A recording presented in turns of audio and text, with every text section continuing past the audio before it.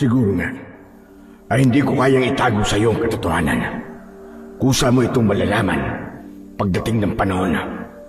Kaya mas mabuti pa na sabihin ko na ito sa iyo ngayon. Ano pong katotohanan na sinasabi niyo? Nararamdaman ko na!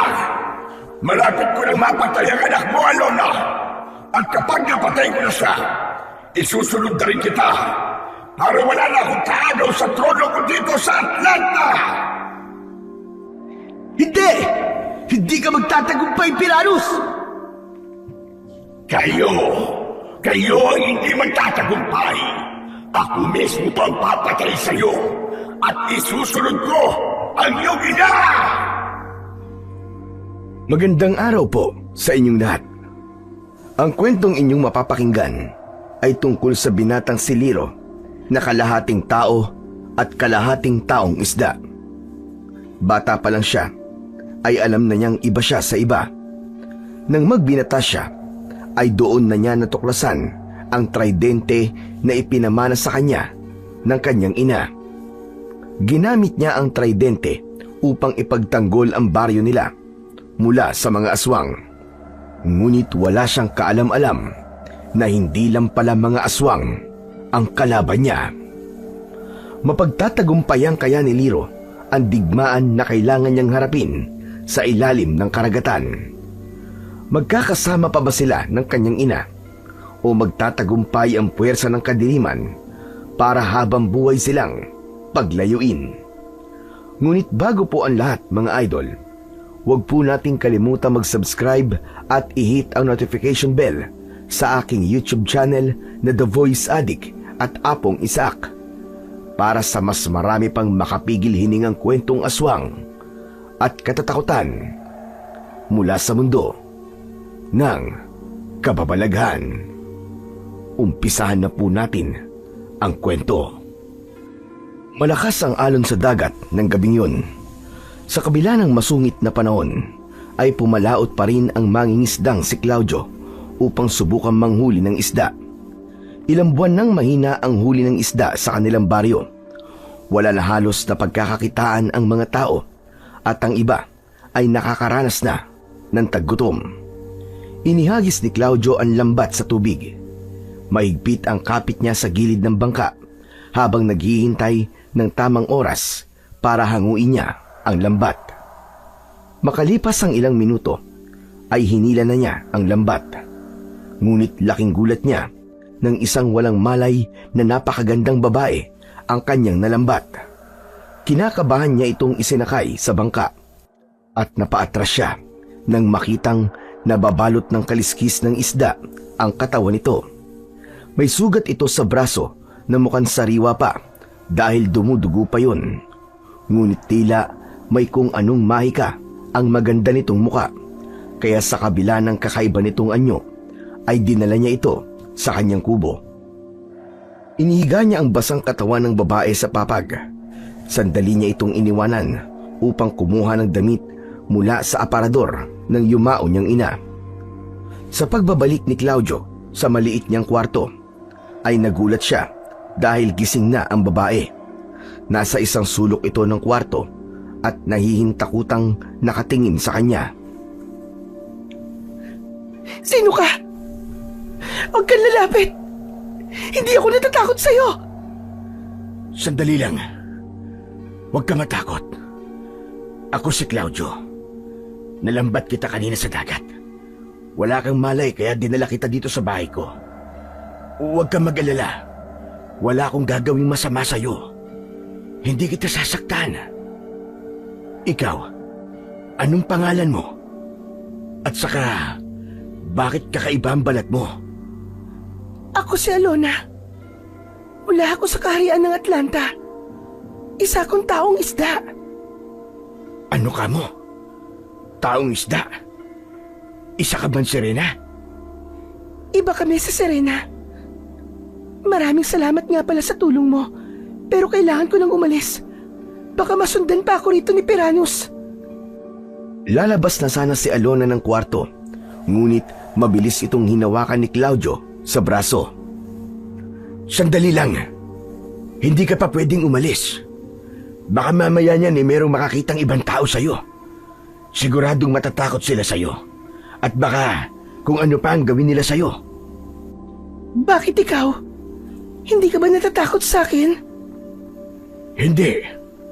At hindi ko alam kung bakit. Nagtama ang mga mata ni Claudio at ni Alona. Tumibok ng mabilis ang puso ni Claudio. Isang pakiramdam na noon lang niya naranasan. Maya-maya pa, may iniluwang puting perlas si Alona. Nagliwanag ng bahagya ang katawan nito at nawala ang kaliskis nito sa kanyang katawan. Naging isang normal na tao ang mahiwagang babae na labis na ikinagulat ni Claudio. Agad naman siyang tumalikod dahil sa walang saplot si Alona. Alona, may damit sa higaan. Sa nanay ko yan. Suotin mo muna yan. Nanatiling nakatalikod si Claudio hanggang sa sinabi na ni Alona na maaari na siyang humarap. Sa pagharap niya ay nakasuot na ng duster na bulaklakin si Alona. Pasensya ka na kung nakita ko ang... Walang kaso yun sa akin. Pero, paano kang naging tao? Ano yung iniluwa mo na parang perlas? Ang perlas na yun ang pinagmumulan ng lakas ng isang nakatira sa Atlanta. Kapag iniluwa namin yun, ay nagiging normal kaming mga tao. Ngayon, naisip ko na delikado kung aalis ako rito. Lalo na't may posibilidad na pinapahanap na ako ngayon ni Piranus. Kaya makikiusap ako sa iyo, Claudio, na baka maaaring kahit pansamantala ay dumito muna ako sa iyong tahanan. Ayos lang. Walang problema sa akin. Kahit gaano ka katagal manirahan dito. Sa paglipas ng araw, ay napansin ni Claudio ang pananahimik ni Alona. Madalas itong nakadungaw sa bintana habang nakatanaw sa dagat na nasa hindi kalayuan. Bagamat nahihiwagaan siya sa pagkatao ni Alona, ay hindi niya ito inuusisa at hinayaan niya lang ito na kusang magsabi kung ano ba ang totoong nangyari dito. Hanggang isang araw, bigla na lamang nagkwento si Alona kay Claudio. Ayon kay Alona, ay anak ito ng hari ng Atlanta. Ngunit pinatay ito ng sakim nitong kapatid na si Piranus. Sinakop ni Piranus ang buong Atlanta at ginawang alipin lahat ng taong isda na naninirahan doon. Habang si Alona ay tumakas si Atlanta dahil nais din itong patayin ni Piranus upang wala ng ibang papalit sa trono ng namatay na hari, kundi ito. Kung iisipin, alam ni Claudio na mahirap paniwalaan ang kwento ni Alona para yung hinango sa isang aklat ng pantasya. Ngunit dahil nakita niya ang totoo nitong anyo at ang iniluwa nitong puting perlas, ay pinaniwalaan niya si Alona. Sa paglipas ng mga buwan, ay nahulob ng husto ang loob ni na Claudio at Alona sa isa't isa. Nagpakasal sila at biniyayaan sila ng isang anak na lalaki na pinangalanan nilang Liro. Ngunit ang payapa na buhay ni na Claudio ay naglaho. Nang isang gabi ay nagising si Claudio na wala na sa tabi niya si Alona. Isang sulat ang iniwanan nito at nakalagay sa sulat na labag sa kalooban nito ang umalis. Pero anito ay nararamdaman nito na darating ang araw na malalaman ni Piranus kung nasaan si Alona. Kaya upang protektahan sina Claudio at Liro, ay naisipan itong lumayo sa kanila. Nakalagay din sa sulat ni Alona na kapag dumating na si Liro sa hustong edad, ay kunin ni Claudio ang isang tridente o sibat na may 3 talim sa kuweba sa kabilang isla. Ayon kay Alona, ay sandata yon ng ama ni Alona na maaaring magamit ni Liro sa hindi inaasahang pangyayari. Makalipas ang ilang taon, isa ng ganap na bata si Liro. Lumaki siya na tanging ang amang si Claudio ang kanyang kasama. At ayon kay Claudio, ay matagal nang patay ang kanyang ina. Madalas lumangoy si Liro sa dagat. Tuwing nasa dagat siya, ay may kakaiba siyang pakiramdam na parabang mas kampante siya ron kumpara sa lupa. Hindi man siya tinuruan ng kanyang ama na lumangoy, ay kusa niya na yung natutunan. Maging ang paghinga ng matagal sa ilalim ng tubig ay isang abilidad na natural lamang sa kanya. Sa baryo ni Naliro ay tampulan siya ng tukso ng mga bata dahil sa wala siyang ina. Isa si Tonton sa mga batang malakas mang-asar sa kanya. Magkaklase sila nito at palagi niya itong nauungusan pagdating sa patalinuhan. Alam ni Liro na yun ang dahilan kung bakit siya paboritong tuksuin ni Tonton. Isang hapon, umuwi si Liro mula sa paaralan na namumugto ang mga mata. Sinubukan niyang itago yun sa kanyang ama, pero bigo siyang itago yun. Liro anak, umiiyak ka ba? Namamagay ang mga mata mo ha? Si Tonton po kasi tatay eh. Tinukso na naman po niya ako. Ang sabi po niya, wala raw po akong nanay. Baka raw po isda ang nanay ko kasi isa kayong manging isda. Ay nako, si Tonton na naman. Alam mo anak, mas maganda pa siguro na pumunta na ako sa school nyo para sabihin sa guro nyo ang ginagawa ni Tonton sa'yo. Hindi yun titigil hanggat hindi na pagsasabihan. Wag na po, baka mas lalo lang po nila akong tuksuin eh. Pero tay, sana po ay buhay pa po si nanay no? Sana po kasama natin siya ngayon para hindi na po ako tinutukso ni na Tonton. Anak, alam mo, sa totoo lang ay wala namang katukso-tukso kung wala ang nanay mo. Ang dapat pa nga'y magpasalamat sila Tonton dahil kasama pa nila ang nanay nila. Pero hindi bale. Sigurado ako matutuwa ka sa ulam natin mamayang hapunan. Yung paborito mo. Lityong paksiw po ba? Oo, tama ka anak. Nagliwanag ang mukha ni Liro, ngunit agad yung nawala dahil bigla siyang may naisip. Pero tay, mahal po ang lechon di ba? Ibig po bang sabihin ay gumastos pa po kayo para makapagluto po ng paborito kong ulam? Huwag mo nang isipin yun anak. Tsaka huwag kang mag-alala. Libre ko lang nakuha yung lechong baboy. Alam mo kasi, hindi ko sinasadyang mapadaan sa bahay ni Mang Bibian yung bang suki ko sa isda. May handaan pala sa kanila kagabi at may natirang lechon. Kaya yun, ibinigay na lang niya sa akin. Aba, sobra nga ang pasasalamat ko eh. Ganun po ba? Ang swerte niyo naman po. Akala ko po kasi bumili pa po kayo ng lechon eh. Sige na. Magpalit ka na ng damit mo at maghahain na ako. Nang sa ganun makakain na tayo. Umasok na si Liro sa maliit nilang kwarto upang magpalit ng damit. Sa kabila ng walang kinagis ng ina, ay hindi naman nagkulang sa pagmamahal si Liro mula sa kanyang ama. Kahit mag-isa lang siya nitong tinataguyod, ay palagi nitong ipinaparamdam sa kanya ang pagmamahal at pag-aaruga nito. Ngunit sigurado si Liro na kung buhay pa sana ang nanay niya, ay mas magiging masaya ang kanilang pamilya. Isang umaga, inutusan si Liro ng tatay niya na bumili ng asin at paminta. Habang naglalakad, ay nakita niya si Tonton at ang iba pang bata na naglalaro ng holin sa gitna ng daan. Kinabahan si Liro dahil may pakiramdam siya na kapag nakita siya ni Tonton ay tutuksoin na naman siya nito. Nilakasan na lang niya ang loob at nagpatuloy sa paglalakad. Biglang umangat ang mukha ni Tonton at ngumisi ito pagkakita kay Liro. Tumayo ito at sinalubong siya.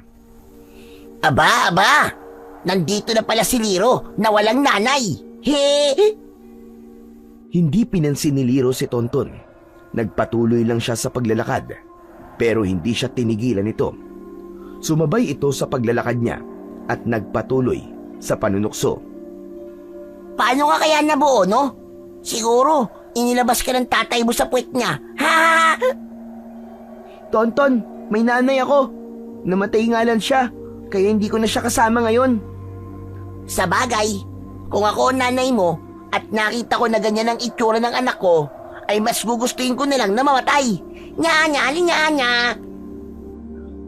Nasaktan si Liro sa sinabi na yon ni Tonton, ngunit naalala niya ang madalas na sabihin ng tatay niya na wag na lang niyang sagutin o patulan ang kahit na anong panunukso nito.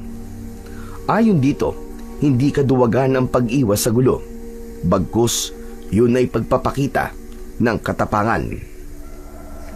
Dahil hindi nakatingin si Tonton sa nilalakaran nito, ay isang aso ang natapakan nito. Muntik madapa si Tonton, kaya malakas nitong sinipa ang aso. Pambira kang aso ka! Bakit kasi harang-harang ka dyan eh? Buisit ka! Umangil ang aso. Galit na galit itong nakatingin kay Tonton. Biglang sumugod ang aso kay Tonton. Malakas itong napasigaw at hinila nito si Liro upang gawing panangga. Nagulat si Liro, ilang di pa na lamang ang layo ng aso sa kanya at sigurado siya nakakagatin siya nito. Kusang gumalaw ang kamay niya, umunat ang braso niya at itinapat niya ang palad niya sa aso. Tigil! Huwag mo akong sasaktan! Parang awa mo na! Na hindi may paliwanag na dahilan, ay biglang huminto ang aso sa pag-atake. Nawala ang galit nito at naglakad nito palayo. Napahawak sa dibdib si Liro. Ang buong akala niya kasi ay uuwi siya sa bahay nila na may kagat mula sa isang galit na aso. Ngunit ang ipinagtaka niya ay kung bakit tila naintindihan ng aso ang sinabi niya, kaya hindi na yon umatake. Tumayo si Tonton sa harapan ni Liro. Itinulak siya nito at muntik pa siyang matumba. Paano mo nagawa yun, ha? Paano naintindihan ng aso ang sinabi mo? Hindi ko alam, Tonton. Siguro, nagbago lang ang isip niya. Huwag mo nga akong pinaglololoko. Mangkukulam ka, no? Siguro, mangkukulam ang nanay mo. Kaya namana mo yun sa kanya. Hindi. Hindi ako mangkukulam. At lalong hindi mangkukulam ang nanay ko. Sinungaling! Mangkukulam ka. Mangkukulam lang ang makakagawa ng ganon. Sinabi nang hindi ako mangkukulam eh. Malalaki ang mga akbang na lumayo si Liro kay Tonton hanggang sa tumakbo na siya papunta sa tindahan. Pagdating sa tindahan ay habol niya ang kanyang paghinga. Kinabahan siya dahil baka ipagkalat ni Tonton na mangkukulam siya at paniwalaan yon ng ibang tao. Isang hapon, habang naglalakad si Liro sa baybayin, ay napansin niyang may isang pawikan na napadpad sa mabatong bahagi ng dalampasigan. Duguan ang isang paa nito at tila hirap gumalaw. Lumapit siya upang tulungan ito, ngunit sa kanyang paglapit ay bigla siyang nakarinig ng boses sa kanyang isipan. Naguguluhan siyang napatingin sa pawikan dahil naririnig niya na humihingi ito ng tulong sa kanya. Kinilabutan siya pero inuna muna niyang tulungan ang pawikan. Huwag kang mag-alala, kaibigang pawikan. Tutulungan kita. Ibabalik kita sa dagat. Itinulak ni Liro ang pawikan pabalik sa dagat. Habang lumalangoy yung palayo, ay narinig niya ang pasasalamat ng pawikan. Ipinilig ni Liro ang ulo hanggang sa luminaw sa isipan nito ang mga alon ng boses ng iba pang nilalang sa paligid, gaya ng mga isda sa tubig, mga ibong nagliliparan at maging ang maliliit na alimangong dumadaan sa paanan niya. Sa takot niya ay napatakbo siya pauwi sa kanilang bahay. Simula noon ay unti-unti nang natuklasan ni Liro ang kakayahan niyang makipag-usap sa iba't ibang uri ng mga hayop at napansin niya na mas madali niyang makausap ang mga isda o iba pang lamang dagat na para bang meron siyang malakas na koneksyon sa mga yon. Ngunit ang pambihirang kakayahan na yon ay inilihim niya sa lahat dahil alam niya na magiging dahilan yon para mas tuksuin siya lalo ni Tonton. Maging ang tatay ni Liro ay hindi alam ang bagay na yon hanggang isang gabi ay isinama siya nito sa panguhuli ng mga isda. Nakailang hagis at hango na ng lambat ang tatay niya pero wala itong mahuli. May awang naramdaman si Liro nang makita niya ang lungkot sa muka ni Mang Claudio. Makalipas ang ilang sandali ay naupo muna si Claudio at bumuntong hininga. Pambihirang buhay to. Ilang araw na tayong walang maayos na huli Sana naman ay maging maayos na sa mga susunod na araw. Kundi, magugutom na tayo nito. Kung meron lang po sana tayong ibang mapagkakakitaan, Tay. Napatingin si Liro sa tubig at doon ay lumitaw ang pawikan na tinulungan niya noon. Narinig niya na sinabi ng pawikan na alam nito kung saan may maraming isda na pwedeng huliin si Liro. Talaga, kaibigang pawikan? Alam mo kung saan? Pwede mo bang ituro sa amin kung saan yon? Liro, ano bang ginagawa mo? Bakit mo kinakausap ang pawikan na yan? Tay, sorry po kung di ko po kagad sinabi sa inyo. Pero nitong mga nakaraang araw ay natuklasan ko na kaya ko po makipag-usap sa mga hayop. Lalo na po sa mga nakatira sa dagat. Naiintindihan ko po silang lahat at naiintindihan din po nila ako. Biglang natigilan si Mang Claudio pero walang gulat na rumihistro sa mukha nito na parang inaasahan na nito ang mga sinabi ni Liro. Tay, at sabi po ng pawikan ay sumunod daw po tayo sa kanya.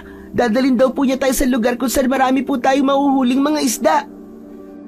Naguguluhan man ay sinundan na lang ni Claudio ang pawikan hanggang sa dinala sila nito sa parte ng dagat kung saan napakarami nilang mahuhuli na isda. Tuwang-tuwa ang mag-ama, lalo na si Claudio, na sa tagal na nito bilang isang mangingisda ay noon lang ito nakaranas ng ganong karaming huli. Masayang umuwi sina Liro at Claudio. Hindi natapos ang swerte nila sa maraming huling isda at mabilis pa nila yung ibinenta lahat. Kaya malaki ang kinita nila sa araw na yon. Bumili sila ng masasarap na ulam at nang makabalik na sila sa bahay ay doon na kinausap ni Claudio nang masinsinan ang kanyang anak. Anak, makinig ka mabuti sa akin ha. Walang ibang pwedeng makaalam na nakikipag-usap ka sa mga hayop. Nagkakaintindihan ba tayo? Opo, Tay. Ayoko rin po na malaman ng ibang tao yon. Lalo na po sina Tonton. Kasi panigurado po natutoksoy nila ako eh. Tama yan. Baka kung ano pang isipin nila tungkol sa'yo. Pero, bakit po kaya may ganito akong kakayahan, Tay, no? Pati po yung kaya kong tumagal sa ilalim ng tubig. Hindi ko rin po alam kung saan ko po nakuha yun. Hindi po kaya totoo ang sinasabi ni Tonton na isda po ang nanay ko? Ano po ba siya, Tay? Talakitok po ba o tulingan? Pambihira kang bata ka. Hindi isda ang nanay mo. Ay nako anak. Matalino ka, Liro. Alam mong imposible na magkaroon ng anak ang isang tao at isda. Gaya natin ay normal na tao nanay mo. Basta, sundin mo ang sinabi ko sa'yo. Walang dapat makaalam ng kakayahan mo na yan. Ayos ba? Ayos po, Tay. Huwag po kayo mag-alala. Hindi ko po ito sasabihin o ipapakita sa kahit na kanino. Simula noon ay nanatiling lihim sa pagitan ng mag-ama ang kakayahan ni Liro na makipag-usap sa mga hayop. Mas pinili niya na huwag gamitin ang bagay na yon upang hindi siya mapahamak. Hanggang sa lumipas ang maraming taon, ang dating bata na si Liro ay tuluyan ng nagbinata. Katulong na siya ng tatay niya sa pangingisda. Nasunog na ang balat niya dahil sa maghapong panguhuli ng isda sa dagat. Tumutulong na rin siya sa pagtitinda ng isda at paggawa ng tuyo. Naging normal ang buhay ni Liro. Hanggang sa panahon na yon ay iniwasan na niya ang pakikipag-usap sa mga hayop. Hanggang isang araw, kagagaling lang ni Liro at Claudio sa pangingisda. Nais sanang sumama ni Liro sa tatay niya sa pagtitinda. Ngunit sinabi nito ay magpahinga na lang siya. Dahil pagod, ay pumayag na lamang si Liro at nahiga siya sa papag. Wala pang 5 minuto ay nakatulog na kagad si Liro at sa pagtulog niya na yon ay dinalaw siya ng isang kakaibang panaginip. Sa panaginip ni Liro ay naglalakad siya sa dalampasigan isang gabi. Pamilyar sa kanya ang lugar. hanggang sa isang babae na puno ng kaliskis ng isda ang katawan, ngunit may taglay na kagandahan ng muka ang lumitaw sa kanyang harapan. Sumunod ka sa akin, Liro. Teka, sino ka? At saan tayo pupunta? Hindi sumagot ang babae at naglakad ito. Sumunod si Liro sa babae hanggang sa huminto ito sa bukana ng isang kuweba. Pumasok ka sa loob at kunin mo ang tridente. Ang bagay na yun ay nararapat para sa'yo. Ano ka mo? Tridente? Anong tridente? Malalaman mo kapag pumasok ka sa loob ng kuweba. Ininod ni Liro ang misteryosong babae. Pumasok siya sa kuweba at nang makarating siya sa dulo, ay nakita niya ang isang kulay gintong sibat na may 3 tusok sa dulo. Nilapitan niya ang bagay na yon at nang hawakan niya ay biglang naputol ang panaginip niya dahil ginising siya ng kanyang ama. Tagaktak ang pawis ni Liro. Sumalubong sa kanya ang muka ni Mang Claudio na may halong pagtataka. Tay, ang bilis niyo naman po yata makabalik. Anong mabilis na sinasabi mo? Abay hapon na, Liro. Ang tagal mo ng tulog. Ginising na kita at baka gutom ka na. Nalipasan ka na ng tanghalian. Ano po? Pero akala ko po sandali lang po ako nakatulog. Dahil yan sa pagod mo siguro, anak. Sige na, bumangon ka na dyan at kumain ka na. Sige po. Medyo nagugutom na nga po ako. Nagtungo si Liro sa maliit nilang kusina. May nakahain na doon, kaya agad siyang nakakain. Habang kumakain, ay hindi niya naiwasang balikan ang kakaiba niyang panaginip. Hindi niya mawarian, ngunit tila pamilyar sa kanya ang babaeng nagpakita sa kanyang panaginip na para bang matagal niya na yung kakilala. Hindi rin niya makalimutan ang lugar kung nasaan siya.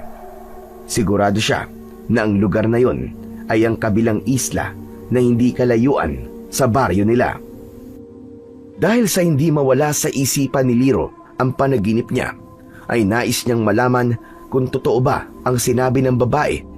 Kaya naman, naisipan niyang magtungo sa kabilang isla. Kinagabihan, habang mahimbing na natutulog si Mang Claudio, ay tumakas si Liro dala ang isang lampara. Gamit ang bangka, ay pumalaot siya at nagtungo sa kabilang isla. Maliit lang ang islang yun. Wala roong nakatirang tao dahil kapag high tide ay natatabunan yun ng tubig. Nang makarating si Liro sa isla, ay sumalubong sa kanya ang malamig na hangin at ang nakakabinging katahimikan. Walang takot siyang naglakad at hinanap ang kuwebang itinuro sa kanya ng babae sa kanyang panaginip. Hanggang sa natagpuan na niya ang kuweba. Tama. Ito nga yun. Hindi ako maaaring magkamali. Ito nga yung kuweba na pinakita sa akin ng babae sa panaginip ko.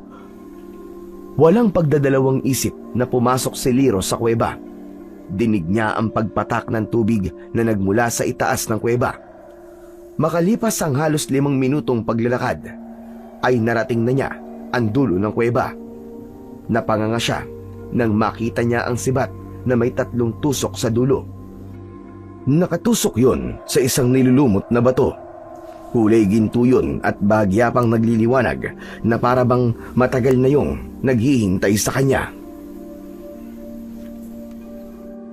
Ang bihira! Totoo nga yung panaginip ko! May ganito nga sibat sa kuwebang to! Lumapit si Liro sa sibat at nanginginig ang mga kamay niya na hinawakan niya yon. Nang lumapat ang kamay niya sa sibat, ay may naramdaman siyang mahina na boltahe ng kuryente, kaya napaigtad siya. Aray! Ano yun? Bakit parang may kuryente? Muling tinitigan ni Liro ang kakaibang sibat. Tila may kung anong enerhiya ang humihila sa kanya para hawakan at kunin niya yon. Sa pangalawang pagkakataon ay hinawakan ni Liro ang sibat. Muli niyang naramdaman ng kuryente, ngunit tiniis niya. Madali niyang nahugot ang sibat mula sa pagkakabaon at nagtaka siya dahil inakala niyang napakabigat nun. Pero hindi naman pala. Ano kaya ang bagay na to? At bakit kaya to pinakita sa akin ng babae sa panaginip ko? Nagdesisyon si Liro na dalhin ang sibat sa pag-alis niya sa islang yun. Sumakay siya ng bangka at nagsagwan pabalik sa kanilang baryo. Pagdating sa baryo nila ay tahimik siyang naglakad sa gitna ng kadiliman. Pagpasok niya sa kanilang bahay ay nagulat siya nang pagbukas niya ng ilaw ay nakaupo sa may sala si Mang Claudio. Nanlaki ang mga mata nito nang makita ang hawak niyang sibat. Anak, saan mo nakuha ang bagay na yan? Ay tay, sa kabilang isla po. Paano mo nalaman na meron yan doon? Nanaginip po kasi ako tay. May babae pong nagturo sa akin na sibat na to sa kuweba sa kabilang isla. Tinignan ko lang po kung totoo kaya nagpunta po ako doon. Hindi ko naman po akalain na totoo nga po pala. Tignan niyo tayo, napakaganda at kakaiba po ng sibat na to. Tapos kulay ginto pa po. Baka po totoong ginto to. Kapag naibenta po natin to, tsak na yayaman na po tayo. Sandaling natahimik si Claudio. Maya-maya ay napailing ito at tumayo. Siguro nga, ay hindi ko na kayang itago pa sa iyo ang katotohanan. Kusa mo itong malalaman pagdating ng panahon. Kaya mas mabuti pa, nasabihin ko na ito sa iyo ngayon. Ano tay? Ano pong katotohanan ang sinasabi niyo? Nagtungo si Claudio sa kwarto nila. Hindi nagtagal ay lumabas ito at inabot nito sa kanya ang isang lumang papel. May pagtatakang kinuha ni Liro ang papel. Binuklat niya yon at sinimulang basahin ang nakasulat roon. Matapos niyang basahin ang sulat, ay naguguluhan siyang tumingin kay Mang Claudio. Tay, sino po si Piranus? Bakit niya po gustong patayin si nanay? Ibig po bang sabihin hindi po totoong patay si nanay? Patawarin mo ko, Liro, kung sinabi kong patay na ang nanay mo. Ang totoo ay lumayo lang siya para protektahan tayo mula kay Piranus. Ginawa ko yun para hindi ka na magtanong tungkol sa nanay mo si Alona. Ang gusto ko rin sana ay mabuhay ka ng normal. Ibig sabihin, tay, ang babae po sa panaginip ko ay si nanay. Ipinakita niya po sa akin ang bagay na nakalagay dito sa sulat, ang tridente. Pero, sino nga po ba si Piranus? Sa pagkakataon na yon, ay isiniwalat na ni Claudio kay Liro ang katotohanan. Ayon kay Claudio, ay isang taong isda ang kanyang ina na nakatira sa isang kaharian sa ilalim ng dagat. Tumakas ito sa lugar na yon dahil nais itong patayin ni Piranus matapos nitong patayin ang tatay ng kanyang ina na isang hari.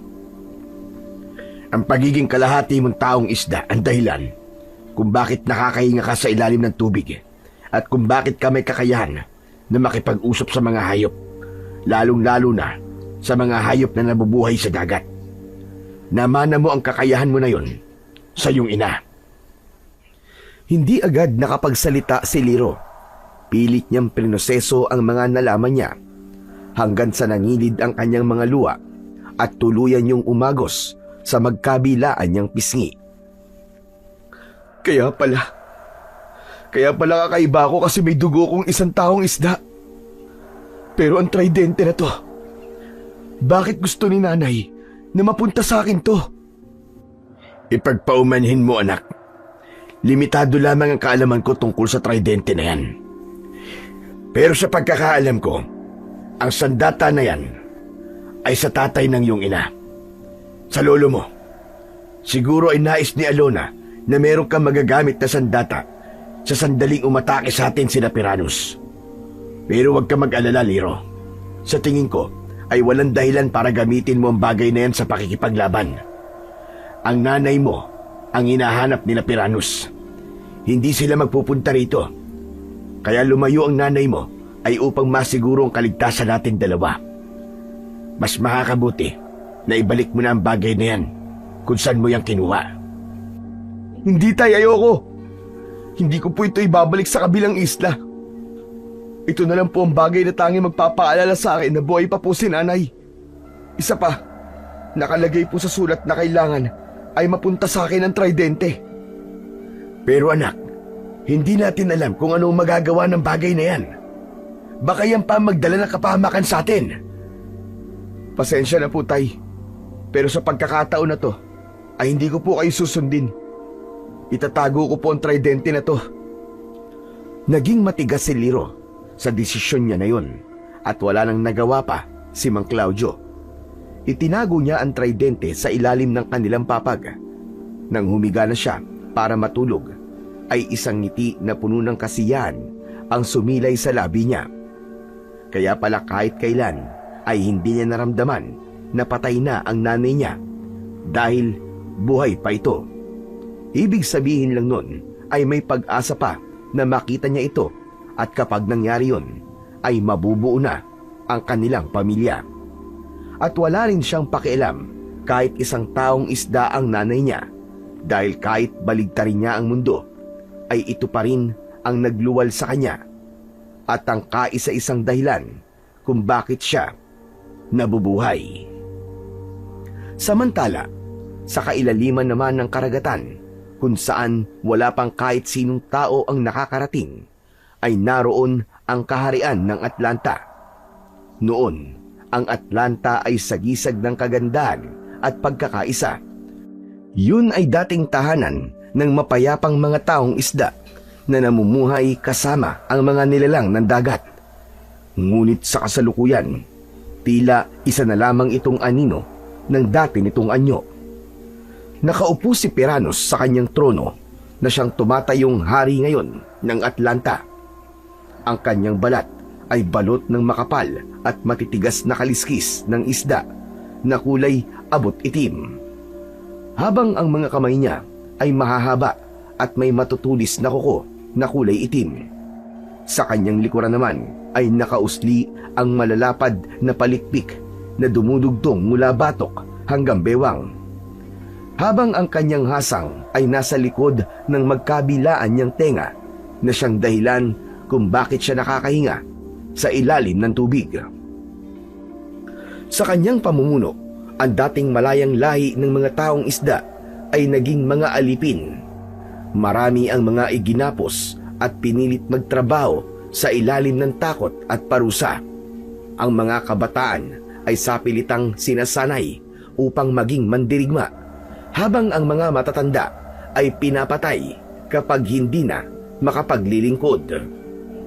Madilim ang mukha ni Piranos habang nasa harapan niya ang matandang manghuhula na si Halia. Ayon kay Halia, isang binata na anak ni Alona ang tatapos sa buhay ni Piranos. Yun ay nakita ni Halia sa pangitain nito. Malaki ang tiwala ni Piranos kay Halia, lalo na't ito ang nakakita na magiging hari siya ng Atlanta. Kaya may takot siya dahil sigurado siya na magkakatotoo ang pangitain ni Halia kung hindi siya kagad kikilos. Hindi ko inakala na nagkaroon pala ng anak si Alona. Talagang pinapahirapan niya ako. Dahil dalawa na sila ng anak niya, kailangan kong paslagin. Ngunit sisiguraduhin ko, Halia, na hindi magtatagumpay ang binatang anak ni Alona para lagutan ako ng hiniga. Uunahin ko siyang patayin. Bago magpaalam si Halia kay Piranos, ay sinabi nito na kailangang gamitin ng anak ni Alona ang kapangyarihan nito. Nang sa ganun, ay matukoy ni Halia ang kinaroroonan ng binatang papatay kay Piranos. Humayo ka na, Halia, at sabihin mo agad sa akin kapag natukoy mo na ang kinaroroonan ng anak ni Alona. Bahagyang yumukod si Halia at lumangoy na ito palayo kay Piranos. Mariing naikuyom ni Piranos ang kanyang mga kamay. Nangako siya sa sarili na hindi siya papayag na mangyari ang pangitain ni Halia at magtatagumpay lamang siya kung mauunahan niyang patayin ang anak ng pamangkin niyang si Alona. Habang sa mundo ng mga tao ay patuloy na namuhay ng normal si Liro. Walang araw na lumipas na hindi niya hinahawakan ang tridente at tinititigan yon.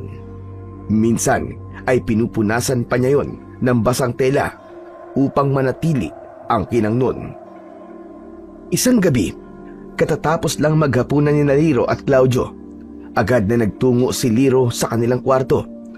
Mula sa ilalim ng papag ay inilabas niya ang tridente. Hinaplos niya yon at napangiti siya dahil alam niya na minsan ay hinawakan ng kanyang ina ang bagay na yon. Hindi napansin ni Liro ang pagpasok ni Claudio sa kanilang silid. Nalaman na lang niya na naroon ito nang umupo ito sa tabi niya. Araw-araw mo na yatang hawak yan, anak, ha? Huwag ka mag-alala. At hindi ko yan ibabalik sa kuweba. Napagtanto ko na tama ka. Alaala yan ng iyong ina. Kaya dapat ay nasa iyo yan. Pasensya ka na kung naglihim ako sa iyo, Liro. Patawarin mo ko kung di ko kagad sinabi sa iyo ang buong katotohanan. Hindi naman po ako galit sa inyo, Tay. Naiintindihan ko po kayo. Ang importante po ay alam ko na po ang katotohanan ngayon. Pero Tay, nasan po kaya si Nanay ngayon? Yan ang hindi ko alam, anak. Simula nang umalis siya, ay hindi na siya nagpakita sa akin. Wala akong ideya kung nasa paligid lang ba siya o talagang nagpakalayo-layo na siya ng tuluyan. Sana po, kung nasan man po ngayon si Nanay, ay ayos lang po at ligtas siya. Kilala ko nanay mo, anak. Matapang siya. At naniniwala ko na kapag maayos na ang lahat, ay babalikan niya tayo. At kapag nangyari yun, ay hindi na tayo magkakahiwalay na tatlo. Hindi na po ako makapaghintay na mangyari yun, Tay. Gusto ko na po talagang makita si Nanay.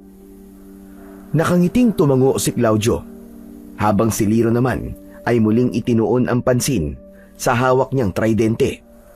Hindi niya maintindihan, pero habang hawak niya ang tridente, ay bigla siyang kinabahan.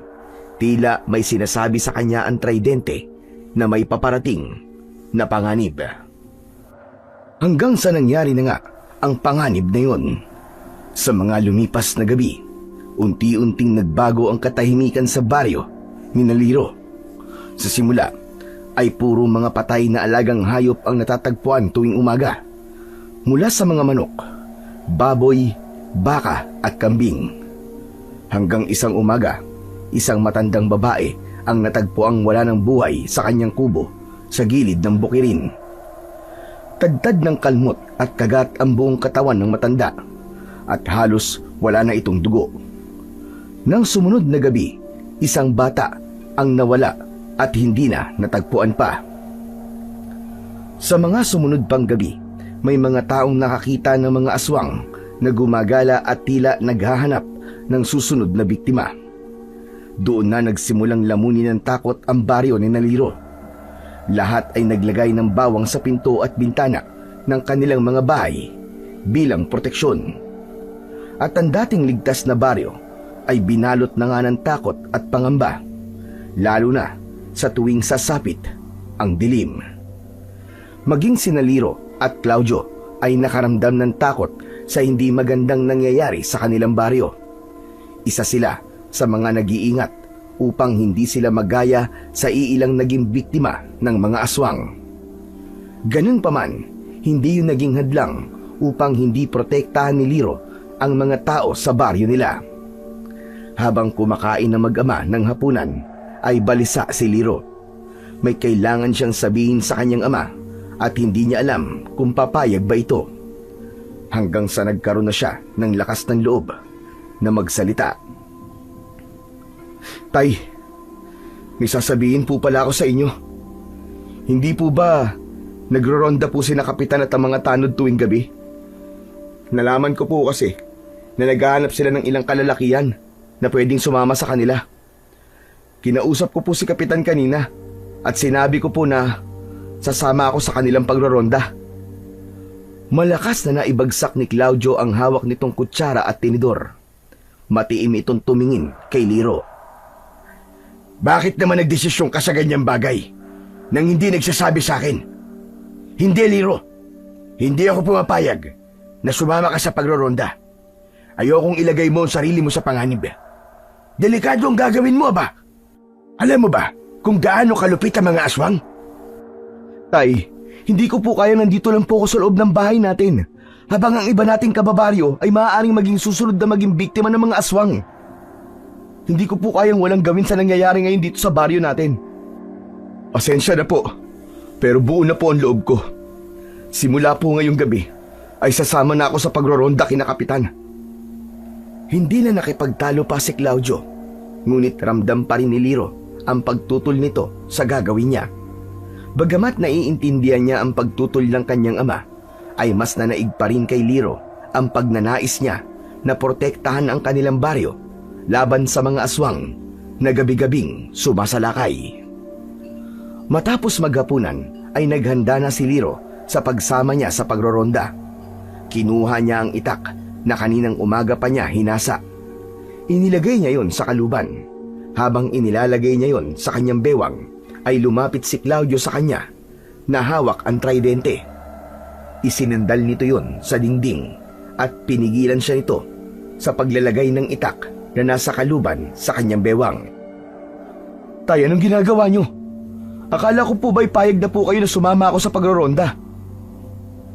Nagtagumpay si Mang Claudio na kunin kay Liro ang itak. Labis na nagtaka si Liro nang isinabit ni Claudio ang itak sa bewang nito. Tay, ano pong ibig sabihin nito? Hindi ko pwedeng hayaan na ikaw lang ang sasama sa pagroronda, anak. Sasamahan kita. Pero tay, hindi ba ang sabi niyo ay delikado? Kaya nga mas dapat ay magkasama tayo. Magkasangga. Sa bagay tay, tama po kayo. Mas makakabuti nga po kung dalawa po tayong sasama kina Kapitan. Kaya lang, inagawan niyo naman po ako ng sandata eh. Ano pa po ang gagamitin ko? Gamitin mo ang tridente, Liro. Gaya na sinabi sa akin ng nanay mo. May kapangyarihan ang tridente at tanging mga taong isda na nasa linya ng dugo ng iyong ina ang maaaring gumamit ito. Kaya pinapayagan na kitang gamitin mo ang tridente, anak, sa pakikipaglaban. Napatingin si Liro sa tridente. Tila tinatawag siya noon. Hindi ko po alam, tay, kung paano po gamitin yan. Isipin mo na parang normal na sibat lang yan, anak. Mas magiging kampante ako na kaya mong ipagtanggol ang iyong sarili kung yan ang dadalin mo sa pagroronda. Kaya lang po, tay. Baka magtaka si na Kapitan kung bakit ganyan ang sandata ko. Hindi na nila yung papansinin. Ang importante ay dalawa tayong dadagdag sa puwersa laban sa mga aswang. Hindi na nagsalita pa si Liro. Muli niyang tinitigan ang tridente na para bang naghihintay lang yun na kunin niya. Hanggang sa tuluyan niya na yung hinawakan. May naramdaman siyang maliit na bultahe ng kuryente na mabilis na dumaloy sa kanyang katawan. Binuhay nun ang bawat himaymay ng kanyang laman at mga ugat. Pakiramdam niya ay muli siyang isinilang ng mga sandaling yun.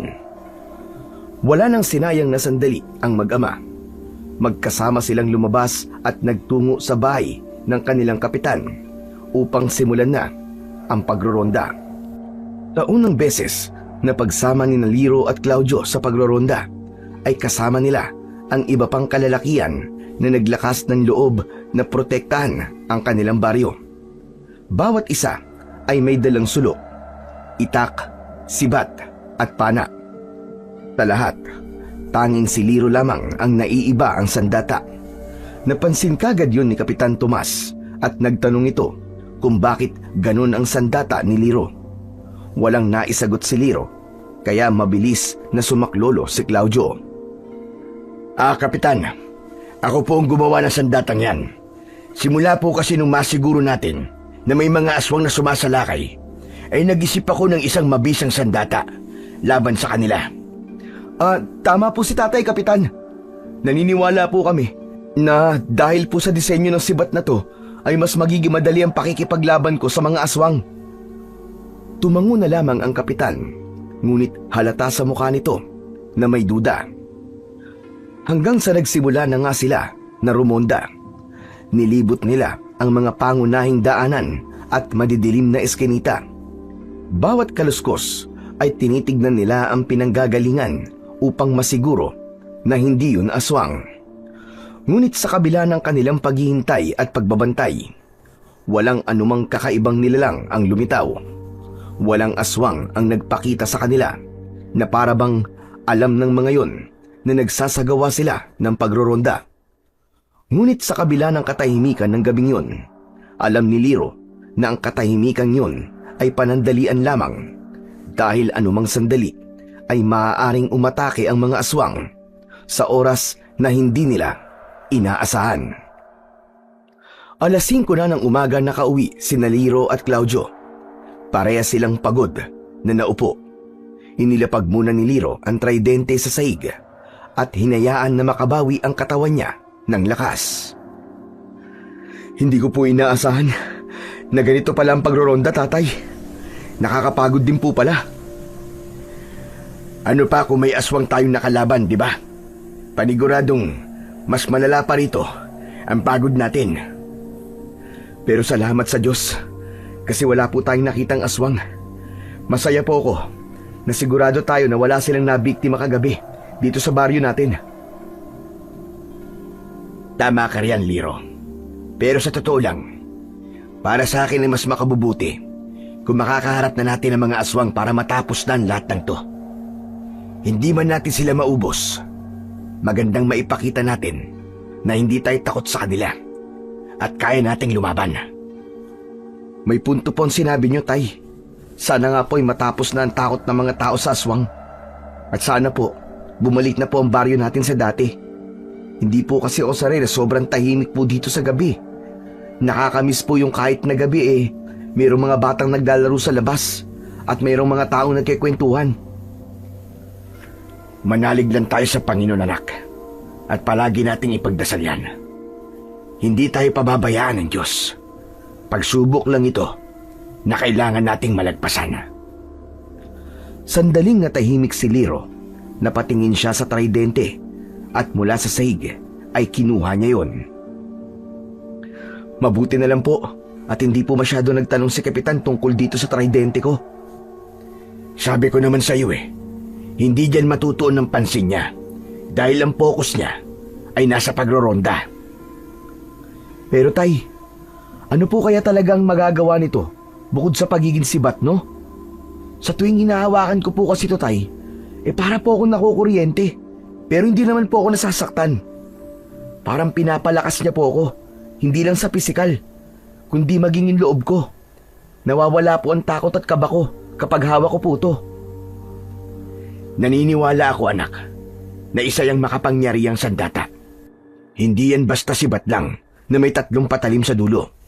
May iba pa yang nagagawa na sigurado ako matutuklasan mo sa tamang panahon. Pero saka na tayo mag-usap tungkol sa bagay na yan, anak. Alam ko na parehas sa tayong inaantok at kailangan na magpahinga. Matapos yun, ay tumayo na si Claudio at nauna nang pumasok sa kanilang kwarto. Sumunod na rin agad si Liro na dala ang tridente. Itinago niya yon sa ilalim ng papag at humiga na siya sa tabi ng kanyang ama para'y matulog. Samantala, sa Atlanta ay biglang nagising si Piranus mula sa isang napakasamang panaginip. Sa panaginip niya ay nakita niya na pinatay siya ng isang binata na hindi niya nakita ang muka dahil sa natatakpan yon ng itim na usok. Habol niya ang kanyang paghinga. Sigurado ko na ang binatang yun ang anak ni Alona. Hindi ako papayag. Hindi ako papayag na mapaslang niya ako. Nagpupuyos sa galit na lumangoy si Piranus patungo sa silid ni Halia. Dire-diretso siyang pumasok doon at naabutan niya ang matandang manghuhula na mahimbing na natutulog. Dumampot siya ng bato at ibinato niya yon kay Halia. Tinamaan ito sa tiyan at nanlaki ang mga mata nito sa labis na gulat. Haring Piranus, anong ginagawa mo rito? At bakit mo naman ako binato? Dahil ikaw ay batugan. Ano't natutulog ka lamang habang ako ay nananaginip na pinapatay ng anak ni Alona. Ikaw naman, nagpapasarap sa pagpapahinga. Patawarin niyo po ko, aking hari. Ngunit ito ay oras ng aking pamamahinga. At hindi ibig sabihin ay wala akong ginagawa. Huwag ka nang magdahilan. Kung kinakailangan na hindi ka matulog ay gawin mo. Kailangan malaman natin kung saan ang anak ni Alona para mapaslang ko na siya. Sa gayon, ay wala pang senyales na gumagamit siya ng kapangyarihan niya bilang taong isda. At paano kung hindi niya gamitin ang kapangyarihan niya? Ibig sabihin ay habang buhay akong mangangamba sa sarili kong buhay. Imposibleng hindi niya gamitin ang kanyang kapangyarihan, mahal na hari. Kahit walang magturo nun sa kanya, ay kusa yung lalabas. Dahil siya ay nasa linya ng mga taong isda na may dugong bughaw kagaya nyo. Isa pa, hindi ba't dinala ni Alona ang tridente ng dating hari? Kapag ginamit ni Alona ang kapangyarihan ng tridente, ay matutukoy ko na kung nasaan siya. Sigurado ko na kasama ni Alona ang kanyang anak. Siguruhin mo lang na malalaman mo kung nasa ang anak ni Alona. Dahil kapag nainip ako, ay tatapusin ko ang iyong buhay at hahanap ako ng mas mahusay na manghuhula. Kapag natukoy ko na po ang kinaroroonan ng anak ni Alona, ay agad ko pong ipagbibigay alam sa inyo, Haring Piranos. Bahagyang yumuko si Alia habang si Haring Piranos ay umalis na at bumalik na sa kanyang trono. Habang nakaupo siya ron, ay pilit niyang kinakalma ang kanyang sarili. Hindi maalis sa isip niya ang pangamba na baka maging huli na ang lahat at magtagumpay ang anak ni Alona na siya ay patayin. Samantala, sa baryo naman ni Naliro ay patuloy pa rin sila sa pagroronda tuwing sasapit ang gabi. Kasama sina kapitan at ang mga tanod nito ay sinusiguro nila na ligtas ang buong baryo tuwing gabi. Upang mapadali ang pagroronda ay naisipan nila na maghiwa-hiwalay. Pinili ni Naliro at Claudio na magkasama sila sa iisang grupo. Habang naglalakad sa dalampasigan ay hindi naiwasan ni Liro ang kabahan. Pakiramdam niya ay may hindi magandang mangyayari sa gabi na yun. Tay, kanina pa po ako kinakabahan eh. Nasa bahay pa lang tayo ay nararamdaman ko na to. Ano po kayang ibig sabihin nito? Hindi ko alam, pero talasan mo lang ang mata at pakiramdam mo. Baka kasi may aswang na sa paligid natin at nagtatago lang sila. Baka naghihintay lang sila ng tamang tiyempo para umatake. Ilang gabi na rin po tayo nagroronda, pero kahit dulo ng kuko ng aswang ay wala pa tayong nakikita. Hindi po kaya alam po nila itong ginagawa natin? Malamang ay alam na nila to. Pakiramdam ko ay gusto nila na maging kampante tayo. Tapos, saka sila aatake. Napahinto sila sa paglalakad nang makita nila ang isa sa mga tanod na humahangos na lumapit sa kanila. Bakas sa mukha nito ang takot. Sinabi ng tanod na maraming aswang ang umaatake malapit sa simbahan. Wala nang ang sinayang na oras si Naliro at tumakbo na sila papunta roon. Pagdating sa lugar kung saan umaatake ang mga aswang, ay natigilan si Liro. Tay! Ang dami nila! Huwag kang panghinaan ng loob, Liro. Kailangan nating lumaban. Hindi inakala ni Liro na ganun karami ang aswang na kailangan nilang harapin ng gabing yun. Mas marami pa ang mga yun kaysa sa grupo nila. May ilang kalalakihan na rin ang sugatan at pilit na nakikipaglaban sa mga aswang. Nang hinugot ni Claudio ang itak mula sa kaluban nito, ay mas humigpit naman ang pagkakahawak ni Liro sa tridente. Sumugod na sila sa mga aswang, dala ang paniniwala na sila ang mananalo sa digmaang yun. 2 aswang ang agadang sinubukang atakihin si Liro. Sinalubong niya ang isa ng malakas na saksak ng 3 patalim ng tridente sa dibdib. Hinugot niya agad yun upang itarak ang tridente sa tiyan ng isa pang aswang. Malakas na sumigaw ang 2 aswang At sa hindi maipaliwanag na dahilan ay biglang nagliyab ang mga yon at tinupok ng nagngangalit na apoy. Hala! Paano nangyari yun? Bakit sila nasunog ng saksakin ko ng tridente?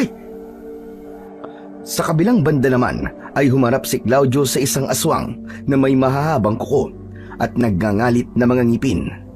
Tinaga ni Claudio sa leeg ang aswang at bumulwak ang itim nitong dugo. Nagpatuloy si Liro sa pakikipaglaban at habang tumatagal ang laban ay naramdaman niyang umiinit ang tridente hanggang sa biglayong nagliwanag. Mula sa patalim na nasa gitna ay may asul na liwanag na nabuo sa kabiglang naglabas ng tila kidlat na enerhiya na tumama sa 5 aswang na papalapit sa kanya. Nangisay ang 5 aswang at ang mga katawan nito ay mabilis na tinupok ng apoy. Namangha ang lahat sa nakita, maging si Liro ay hindi rin makapaniwala sa nangyari. Ngunit alam niya na hindi yun ang oras para mag-isip. Mabilis siyang gumalaw at sinalubong ang 3 aswang na sabay-sabay na lumundag papunta sa kanya. Inikot niya ang tridente sa ere, saka itinusok sa lupa. Mula roon ay may lumabas na pabilog na enerhiya na tumalsik papalayo sa kanya. Tumama yon sa mga aswang at tumilapon ng mga yon ng ilang metro. Bago pa makabangon ng mga yon ay itinutok ni Liro sa mga aswang ang tridente. Naglabas yun ng asul na enerhiya na tumama sa 3 aswang. Nasunog ang mga yon hanggang sa halos maging abo na. Patuloy ang pagsugod ng mga aswang, ngunit unti-unting nauubos ang mga ito dahil kay Liro at sa tridente. Sa bawat kumpas ni Liro ng kanyang tridente ay may nasusunog na katawan ng aswang. Makalipas ang ilang minuto ay tumahimik ang buong paligid. Ang mga natitirang aswang ay nagsitakbo papalayo. Marami sa mga yon ang sugatan at takot na takot. Nang wala na ang mga aswang ay sabay-sabay na lumapit ang lahat kay Liro at binuwat siya. Itinaas siya ng mga ito sa labis na kasiyahan habang paulit-ulit na isinisigaw ang kanyang pangalan. Matapos ang madugong pakikipaglaban sa mga aswang, ay umuwi na sina Liro at Claudio sa kanilang bahay. Hindi muna sila pumasok sa loob at naupo muna sila sa mahabang upuan sa labas. Kapwa may malalaking ngiti sa kanilang mga labi. Pagod sila, ngunit masaya sila dahil sa tagumpay nila sa pakikipaglaban sa mga aswang. Sa tingin mo, Tay, babalik pa kaya yung mga nakatakas na aswang? Naku anak, sigurado ako na hindi na. Nakita mo naman kung gaano sila katakot sa'yo. Sobra kitang pinagmamalaki anak. Napakasaya ko nang lahat ng mga kasama nating nakipaglaban ay nagpasalamat sa'yo. Ikaw talaga ang dahilan kung bakit tayo nanalo. Hindi naman po, Tay. Lahat po tayo ay nagtulong-tulong para manalo. Kung ako lang po ang mag-isang nakipaglaban, malamang po hindi ko po yun kakayanin. Sa totoo lang po, Tay, hindi pa rin po ako makapaniwala na ganito pala kalakas ang tridenteng to. Tama nga po kayo. Hindi lang po to basta-bastang sibat. Kaya lang, sigurado po ako na nagtataka na sina Kapitan kung bakit may ganong kapangyarihan ng tridente ko. Huwag kang mag-alala anak. Kinausap ko na si Kapitan at ang ilang tanod kanina. Sinabi ko na lang na may isang antingero ang nagbigay sa atin ng mutya at inilagay natin yon sa tridente. Kaya meron niyang kakaibang nagagawa. Sa tingin ko naman ay naniwala si na Kapitan. Ang saya pa nga ni Kapitan kanina kasi sabi niya kung sakaling susugod daw ulit ang mga aswang dito ay hindi na sila mangangamba kasi nandiyan ka at ang tridente mo. Kahit paano ay gumaan ang pakiramdam ni Liro sa sinabi ni Claudio. Kanina kasi ay natatakot siya na baka dahil sa kapangyarihan ng kanyang sandata ay muli siyang tuksuin gaya nung bata pa siya. Napakasaya niya ng sandaling yun dahil alam niya na sa kabila ng kakaibang kakayahan na meron siya ay tanggap siya ng nakararami at parang isang bayani pa ang tingin sa kanya. Samantala sa Atlanta ay tahimik na nakaupo sa kanyang trono si Haring Piranus. Sa kanang kamay niya ay hawak niya ang itim na perlas na kinuha niya noon sa tridente ng dating hari upang mabawasan ang lakas ng sandatang yun. Ang itim na perlas na yun ang dahilan kung bakit siya nagkaroon ng karagdagang lakas. Nang sandaling yun ay hindi pa rin mapalagay si Piranus. Alam niya na hindi matatahimik ang kanyang utak hanggang buhay pa ang anak ni Alona na siyang nakatakdang tumapos sa kanyang buhay. Maya-maya pa ay dumating na si Halia, ang matandang manghuhula. Lumangoy ito palapit sa kanya. Inilagay ni Piranus ang itim na perlas sa hawakan ng kanyang espada. Magandang araw, Haring Piranus. Hindi maganda ang araw ko, Halia. Dahil hanggang ngayon ay hindi mo pa rin nalalaman kung nasaan ang anak ni Alona. Diyan kayo nagkakamali, Haring Piranus. May gumamit ng kapangyarihan ng tridente, kaya natukoy ko na kung nasaan ito. Sino? Sino ang gumamit ng kapangyarihan ng tridente? Si Alona ba? Sa ngayon, ay hindi ko pa alam. Malalaman lang natin kung makikita natin kung sino ba talaga ang may hawak ng tridente. Kung si Alona ba o ang kanyang anak. Ngunit huwag kang mag-alala, aking hari. Ako na mismo magtutungo sa ibabaw upang siguraduhin kung si Alona o ang anak niya ang may hawak ng tridente. Inilahad ni Halia ang kanang kamay nito at mula roon ay nakita ni Piranus ang isang pulang perlas. At ano naman ang perlas na yan?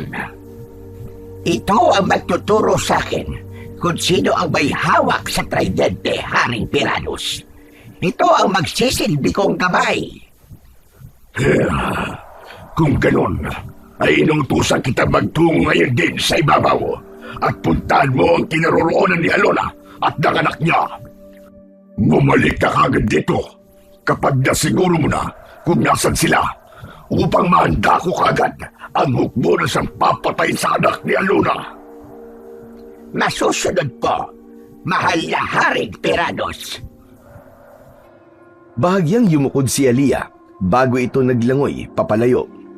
Nang mag-isa na lamang si Haring Piranus ay isang malademonyong ngiti ang sumilay sa kanyang labi. Nararamdaman ko na. Malapit ko nang mapatay ang anak mo, Alona. At kapag napatay ko na siya, isusunod na rin kita para wala na akong kaagaw sa trono ko dito sa Atlanta. Isang malakas na halakhak ang pinakawalan ni Haring Piranus na parabang sigurado na siyang magtatagumpay siya sa kanyang mga pinaplano. Samantala, mabilis na kumalat ang balita sa husay na ipinamalas ni Liro sa pakikipaglaban sa mga aswang. Lahat ay nag-usap tungkol sa tapang ni Liro at kung paano niya pinuksa ang mga aswang gamit ang kanyang kakaibang sandata. Maging ang mga matatandang bihira ng lumabas ng bahay ay lumapit sa kanilang tahanan upang masilayan ang binatang naging tagapagtanggol ng kanilang lugar. Pinagmasdan nila ang tridenteng tila may sariling liwanag. Mula noon, hindi na muling nagkaroon ng pag-atake ng aswang sa baryo ni Naliro. Marami ang nagsabi na natakot na ang mga aswang na bumalik dahil kay Liro at sa kanyang tridente. Bumalik na ang kapayapaan sa kanilang baryo at unti-unti nang bumalik sa normal ang buhay ng lahat ng mga taong nakatira doon. Samantala, si Halia ay agad na sinunod ang utos ni Haring Piranus. Umalis siya sa Atlanta at nagtungo siya sa mundo ng mga tao na kung tawagin nila ay ibabaw. Gabi na nang makarating siya sa isang dalampasigan. Doon itinuro sa kanya ng pulang perlas ang kinaroroonan ng tridente. Walang tao sa paligid, kaya malaya niyang iniluwa ang kanyang puting perlas upang siya ay mag-anyong tao. Naglakad-lakad siya hanggang siya ay makakita ng nakasampay na bulaklaking palda at bulsa sa labas ng isang kubo. Kinuha niya yon at isinuot. Maraming beses nang nakapunta si Alia sa mundo ng mga tao, kaya kahit paano ay may kaalaman na siya sa mga bagay-bagay doon. Matamang tinignan ni Alia ang pulang bato sa kanyang palad. Ngayon, dalhin mo ko sa kinaroroonan ng tridente. Bahagyang nagliwanag ang pulang perlas. Pinakiramdaman ni Alia ang enerhiya ng perlas at saka siya naglakad habang ginagabayan siya ng pulang perlas kung saan siya dapat magpunta. Mahimbing nang natutulog sina Liro at Claudio sa kanilang bahay. Ngunit nagising si Liro nang makarinig siya ng mahihinang pagkatok sa kanilang pinto. Nanatiling tulog si Mang Claudio, kaya si Liro na lang ang tumayo. Habang naglalakad palapit sa pinto, ay nagtaka siya kung sino ang maaaring magtungo sa bahay nila ng ganung oras. Binuksan ni Liro ang ilaw, pero hindi niya muna binuksan ang pinto. Nagkaroon siya ng hinala na baka aswang ang nasa labas. Baka binalikan siya ng mga yon dahil sa marami siyang napatay na mga aswang noon. Sino yan? Paumanhin kung naistorbo ko ang pagtulog mo. Kailangan ko lamang ng tulong. Anong tulong ang kailangan mo? Nagugutom at nauuhaw ako. Baka may maibigay ka sa akin na pagkain at inumin.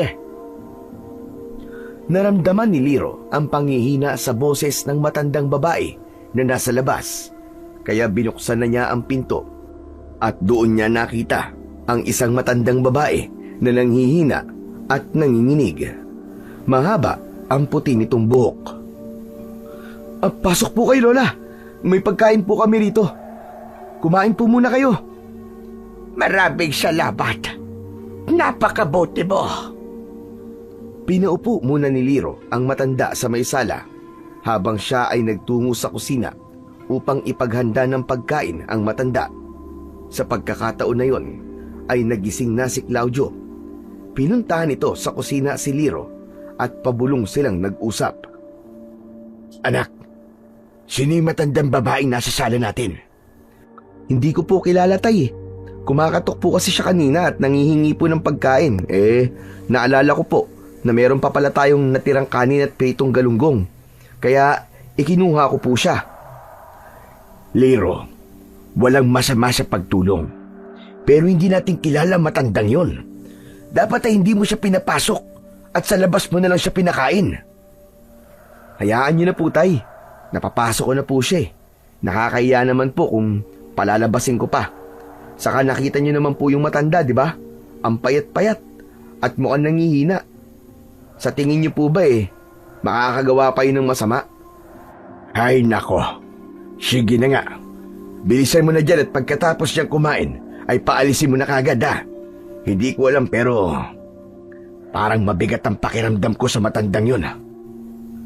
Ipinagpatuloy na ni Liro ang paghahanda ng pagkain. Kumuha na rin siya ng isang basong tubig.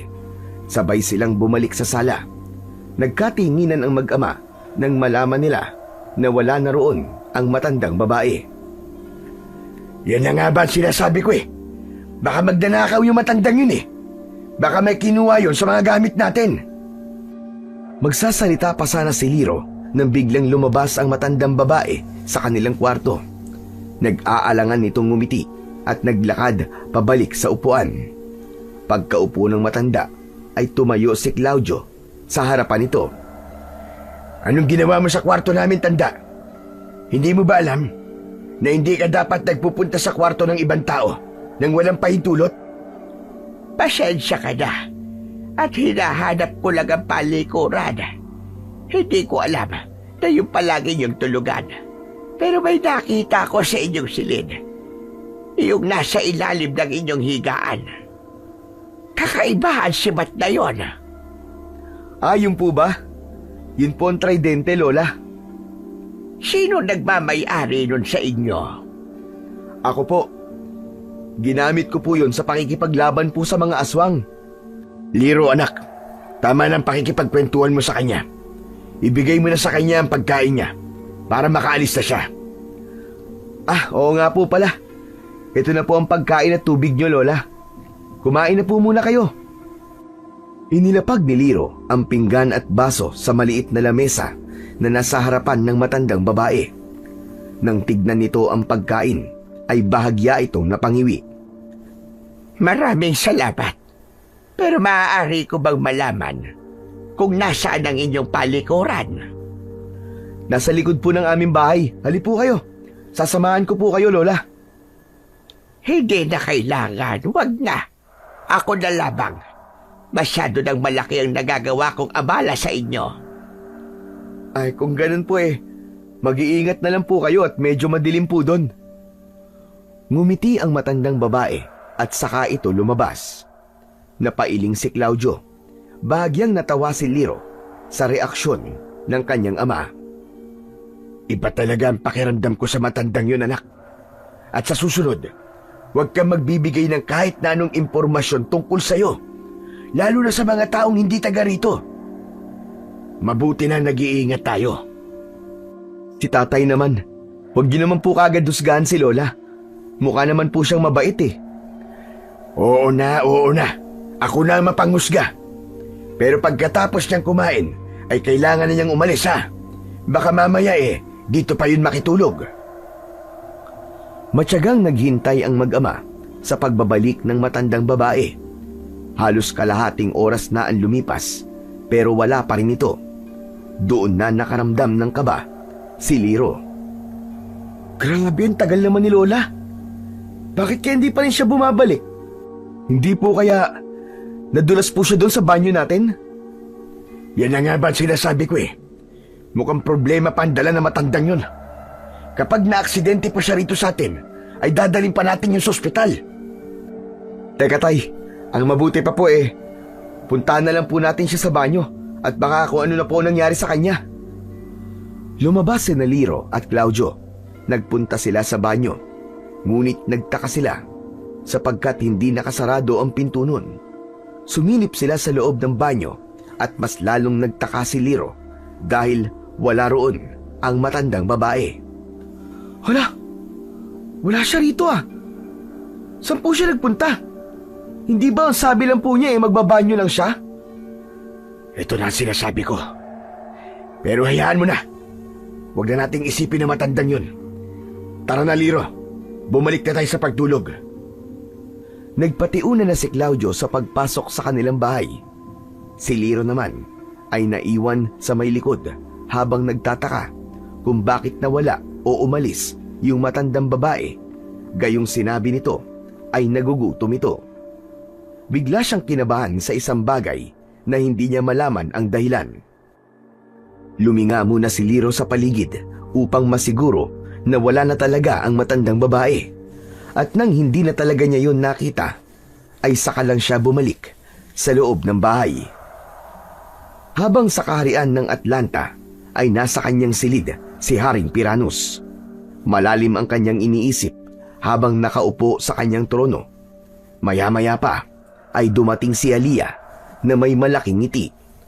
Tumayo si Haring Piranus at sinalubong niya ang matandang mangkukulam. Bilang pagbibigay ng galang ay bahagyang yumukod pa si Alia kay Haring Piranus. Magandang araw po, Haring Piranus. Ano nangyari sa pagtungo mo sa ibabaw? Nakita mo ba ang pinaroroonan ng anak ni Alona? Oo, aking hari. Nagtagumpay akong tukuyin ang lokasyon niya. Ngunit, hindi ko nakita si Alona roon. Taging ang anak niyang si Liro ang aking nakaharap. Ano ka mo? Liro? Yun ang pangalan ng anak ni Alona? Ngunit, hindi na mahalaga kung nasa si Alona. Saka ko na siya poproblemahin kapag natapos ko na ang kanyang anak. Si Liro rin ang gumagamit ng tridente. Aking nalaman na ginagamit niya yon sa pakikipaglaban sa nilalang na tinatawag ng mga tagalupa na aswang. Hindi niya magagamit ang rurok ng kapangyarihan ng tridente dahil nasa akin ang itim na bato. Mahusay! Mahusay ang ginawa mo, Halia. Mabutit, hindi mo ako binigo. Dahil kung binigo mo ko, ay gagawin kitang dikya.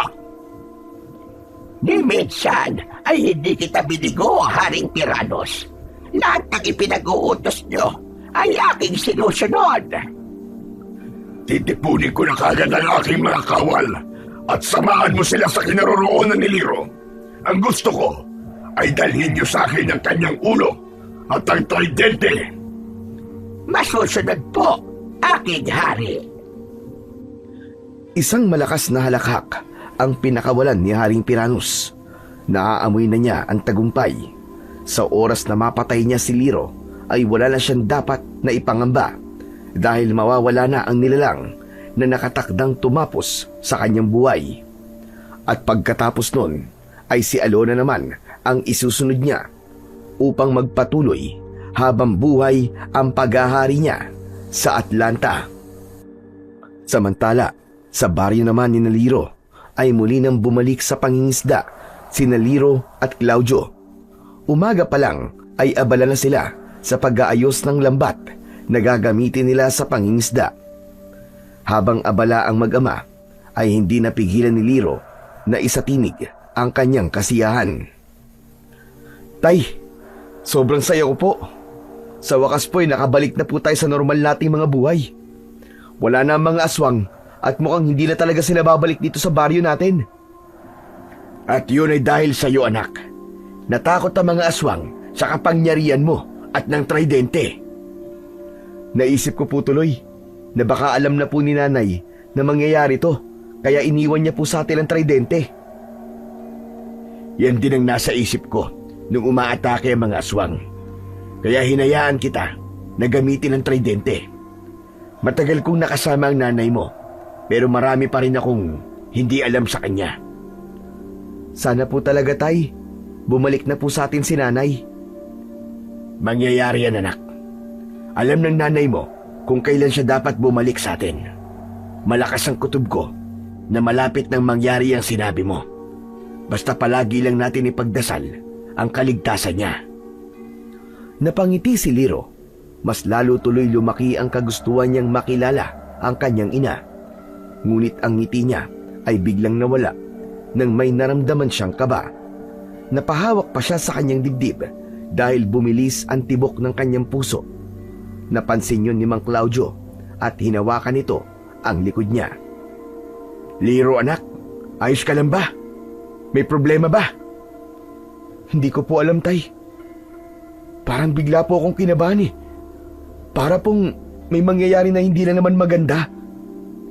Kung ano man yung mangyayari na yan, ay sigurado ko na magiging maayos din ang lahat. Pilit na ngumiti si Liro, ngunit ang kaba niya ay mas naging matindi. Kumpara sa kaba na nararamdaman niya noon, ay mas matindi ang kabang nararamdaman niya ng sandaling yon. Naging iba rin ang pakiramdam niya sa hangin na para bang ibinubulong nun sa kanya ang isang nagbabadyang napakalaking panganib. Pagsapit ng gabi ay naghanda na sina Liro at Claudio upang mangisda. Alam nila na marami silang mahuhuli dahil bilog na bilog ang buwan. Dala ang lambat at lampara ay nagtungo na sila sa dalampasigan. Ilang dipa na lamang ang layo nila sa kanilang bangka nang mapahinto sa paglalakad si Liro. Napatingin siya sa dagat at mula roon ay nakita niya ang paglitaw ng mga nilalang na noon lang niya nakita. Nung una ay iilan lang ang kanyang nakita hanggang sa dumami na ang mga yun at hindi na niya mabilang. Maging si Mang Claudio ay napahinto na rin. Habang papalapit ang mga nilalang na nagmula sa dagat ay doon nakita ni Liro ang itsura ng mga yun. Puno ng kaliskis ng isda ang buong katawan ng mga nilalang. Nakakatakot ang mga muka ng mga yun na para bang mga syokoy. Ang ilan ay may dalang sibat. Sa unahan ng mga nilalang ay naroon ang isang matandang babae na pamilyar sa kanya ang itsura. Liro, mga taong isda sila. Sigurado ko na galing sila sa kaharian na pinagmulan ng iyong ina. Ano po kayang ginagawa nila rito? Bakit sila umahon mula sa dagat? Hindi ko alam, pero humanda ka. Hindi maganda ang pakiramdam ko sa mga yan. Huminto ang mga taong isda sa may pangpang at biglang nagsalita ang matandang taong isda. Naaalala mo pa ba ako, Liro? Pinakatitigan ni Liro ang matanda at nanlaki ang mga mata niya nang makilala niya na yun. Ikaw? Ikaw yung matandang babaeng nagpunta sa bahay namin ng isang gabi ah! Tama ka! Ako ngayon, siniguro ko lang kung nasaan ang anak ni Alona. Anong kailangan niyo sa anak ko? Ang ulo niya. Kailangan namin dalhin ang ulo niya sa aming hari na si Haring Peranos. Sabihin mo kay Piranus na walang interes ang anak ko sa trono niya. Hindi niya makakalaban si Liro para sa bagay na yun. Pabayaan na lang niya ang anak namin na mabuhay ng tahimik dito sa lupa. Tumigil ka! Wala ka sa posisyon para utusan ako, mortal. Tanging si Haring Peranos lamang ang aking susundin. Mga kawal, patayin niyo at kunin ang ulo ng anak ni Alona! Nang hilakbot si Liro nang mabilis na sumugod ang mga taong isda sa kanila ni Mang Claudio. Hindi niya dala ang tridente kaya alam niya na wala siyang laban sa mga yun. Ganun pa man ay hindi siya nawalan ng pag-asa. Nang malapit na sa kanila ang isang kumpul ng mga taong isda, ay inihagis niya sa mga yon ang lambat. Nagkagulo ang mga taong isda na nakakulong sa lambat. Tatakbo na sana sila, ngunit mabilis silang napalibutan ng mga taong isda. Tay! Anong gagawin natin? Wala sa akin ang tridente! Ako ang bahala, anak. Hindi sila sasantuin ng sagwan ko. Iniumang ni Claudio ang sagwan sa mga taong isda. Kitang-kita ni Liro sa mukha ng mga yon ang labis na kagustuhan na patayin siya. Huwag na kayong lumaban! Wala na kayong pag-asa! Dahil hindi mo hawak ang tridente, Liro! Huwag niyong gagalawin ang anak ko. Kung gusto niyo, ay ako na lamang ang patayin niyo. Hindi ikaw ang pakay namin! Kaya manahimik ka, mortal! Sa pagkakataon na yon ay muling nag-utos ang matandang babae na patayin si Liro. Ngunit nang aatake na ang mga taong isda kina Liro, ay isang malakas na sigaw ng babae ang umalingaw-ngaw. Tumigil kayo! Layuan niyo ang mag-ama ko! Isang asul na liwanag ang tumama sa ilang taong isda. Tinupok ng apoy ang mga yon at walang buhay na bumagsak sa buhangin. Nakita ni Liro ang isang babae na mabilis na naglalakad palapit sa kanila habang hawak ang tridente. Walang tigil na nagpapakawala yon ng enerhiya mula sa tridente. Isa-isang bumagsak ang mga taong isda na tinamaan ng enerhiyang yon. Si Alona! Ang iyong ina! Hindi makapagsalita si Liro. Nakatuon ang mga mata niya sa babaeng nakikipaglaban sa mga taong isda. Habang papalapit ito, ay nagtama ang kanilang mga mata at nakaramdam si Liro ng paglukso ng dugo. Liro! Saluin mo ang tridente! Malakas na inihagis ni Alona ang tridente kay Liro. Naging listo si Liro at matagumpay niyang nasalo ang tridente. Agad niyang naramdaman ang pagdaloy ng kapangyarihan nun sa kanyang katawan. Patayin niyo ang anak ni Alona! Hindi tayo maaaring mamigo!